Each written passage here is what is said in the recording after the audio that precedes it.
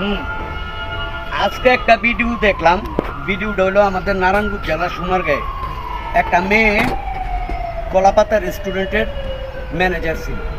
কলাপাতা রেস্টুরেন্টে অনেক দিন যাবৎ এই মেয়েটা চাকরি করতেছে। মেয়েটা চেহারা ছিল অনেকটা ভালো ছিল, সুন্দর ছিল। মেয়েটারে গতকালকে রাত্রে ভিডিওটা আমি দেখলাম, মানে কাইটিয়া কুইটিয়া একটা কাপড়ের ব্যাগের ভিতরে বসে কষ্টিপ দিয়া ফেসাইয়া। এগুলি কোনো মানুষের কাম ভাই?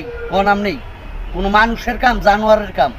মানুষ নামের পশু সে, যে একটা নারীকে এইভাবে মাইরা তারপরে মনে করেন কষ্টিপ দিয়া পেঁচাইয়া প্যাকেট কইরা হেসে ফালাই দেয়।